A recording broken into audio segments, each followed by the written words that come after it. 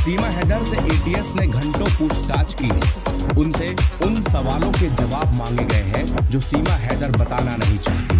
भले ही मोहब्बत के वास्ते उन्होंने पाकिस्तान छोड़ा है, लेकिन सीमा हैदर को ये पता होना चाहिए कि मैडम, ये देश संविधान से चलता है, ये देश कानून से चलता है और कानून की नज़रों में आपने गलत किया है।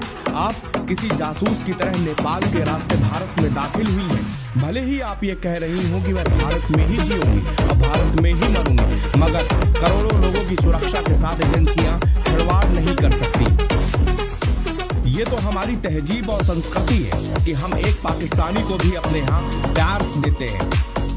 यूपी एटीएस सीमा हैदर को दोबारा पूछताछ के लिए ले गई है। एटीएस को अभी तक उन सवालों के जवाब नहीं मिले हैं जिनकी तलाश टीम को है। सीमा हैदर कहती है कि उन्होंने कभी लैपटॉप नहीं देखा, मगर पाकिस्तान से भारत गैर कानूनी तरीके से पार कर आई। ये बात एजेंसियों को पच नहीं रही। यहाँ तो एक प्रदेश से दूसरे प्रदेश तक जाने में अगर आईडी कार्ड ना हो तो लोग डरते हैं, फिर आप पाकिस्तान से भागकर भारत कैसे आ गए? चलिए हम मान भी लेते हैं कि आप सचिन के इश्क में डूब चुकी थी। चलिए हम मान लेते हैं कि आप दो जिस्म एक जान है। चलिए हम मान लेते हैं कि मोहब्बत में सरहदें छोटी पड़ जाती हैं। चलिए हम ये भी मान लेते हैं कि आप अपने हकीकी शौहर से निजात पाना चाहती थी, लेकिन क्या अपने इश्क के लिए आप 4 बच्चों की जिंदगी बर्बाद कर देंगी? एनबीटी ऑनलाइन से इंटरव्यू के दौरान सीमा हैदर के शौहर गुलाम हैदर ने कहा था कि उनको बच्चों की याद आ रही है। गुलाम हैदर का कहना था कि अगर वो अभी भी पाकिस्तान आ जाएं तो हम उनसे कुछ नहीं कहेंगे।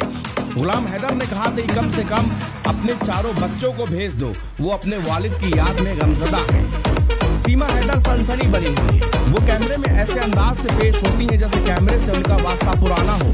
फिलहाल एटीएस को शक है कि कहीं कहानी में गुलाम हैदर भी तो इन्वॉल्व नहीं है। पाकिस्तान पर भारत ने जब जब भरोसा किया है, बदले में कारगिल जैसा युद्ध मिला है।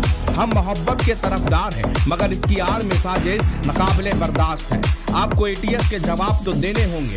अंत में वो जिगर मुरादाबादी का मशहूर शेर है, ये इश्क नहीं आसान, इतना ही समझ लीजिए एक आग का दरिया है और डूब के जाना है।